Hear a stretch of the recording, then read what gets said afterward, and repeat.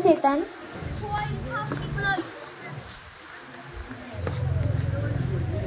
चल मी काम करते तोवर तू तिथं बस. ठीक आहे.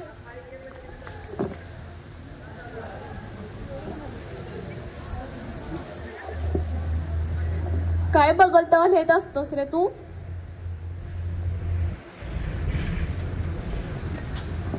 अरे ज्योत्या हे काय, तुझी सारी अक्षरं तर त्या बाईने पुसून टाकली.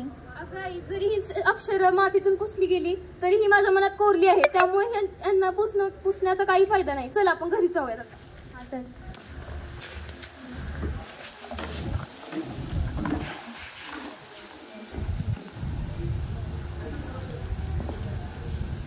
अगं हे तुम्ही काय वाचत आहे?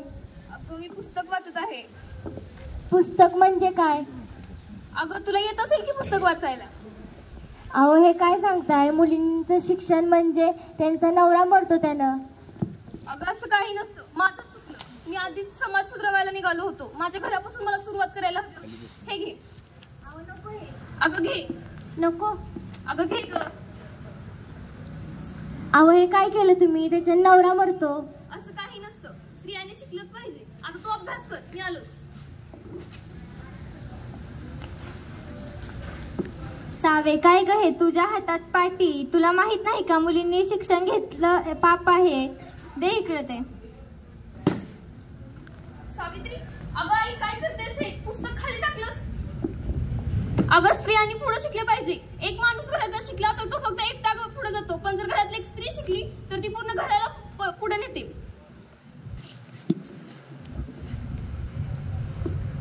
अहो राहू द्या, आपल्याला नाही कोण प्रोत्साहन देणार. ते काही नाही. सावित्री शिकणार आणि मी तिला शिकवे. त्या तुझं बरोबर आहे. आत्ताची तरुण पिढी मला माहित नाही पण ते बरोबर आहे. सावित्री हे धर, तू अभ्यास कर.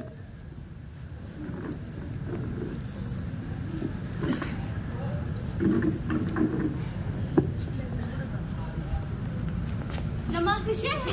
मी छान आहे. काय झालं? अरे ज्योत्या तुला माहित नाही का माझं लगीन ठरलंय. आपण पण काय? पण अरे तो माणूस लय म्हातारा आहे. अगं मग तू का लग्न करतेस? हे थोडी आपल्या हातात असतं, हे तर आपल्या आई वडिलांच्या हातात असतं ना. बरं मी निघतो आता. मला एक वेळ होतो.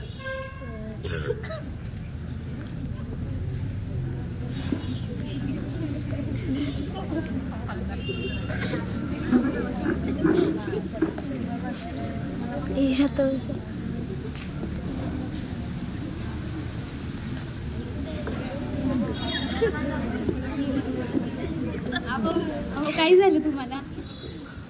अरे देवा काय केलंस हे तू? तुझ्यामुळे माझा मुलगा मेला. तू पांढऱ्या पायाचेस. निघून जा इथून. आम्हाला तुझा चेहरा सुद्धा बघायचा नाहीये. निघून जा इथून. असं जगण्यापेक्षा मी तीच जाईन. मार सती थोडी आत्ताच्या आत्ता. मार सती थोडी.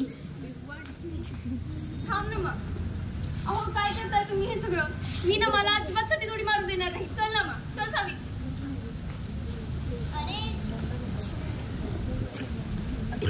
अरे ज्योत्या काय करतोयस? हे आपल्या तत्वात शोभत नाही. हे आपल्या ग्रंथात बसत नाही. तू काय करतोयस? असा अनर्थ करू नको. अहो तुम्ही सगळ्यांना खूप फसवता. आपल्या ग्रंथात असं काही लिहिलं नाही आणि ह्यासाठी मी संस्कृत शिकलो आहे. सांगा घ्या ग्रंथ आणि सांगा कुठे लिहिलंय की माणसाचा पुनर्विवाह होऊ शकतो आणि स्त्रीने मात्र तिचा नवरा मेल्यानंतर सती थोडी घ्यायची. सांगा कुठे लिहिलंय?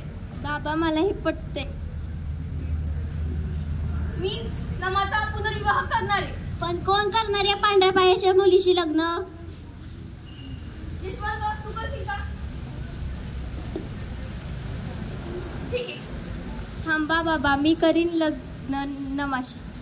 अरे यशवंत तुझ्या बापाच्या नादाला लागून असं करू नको. असा अनर्थ करू नको.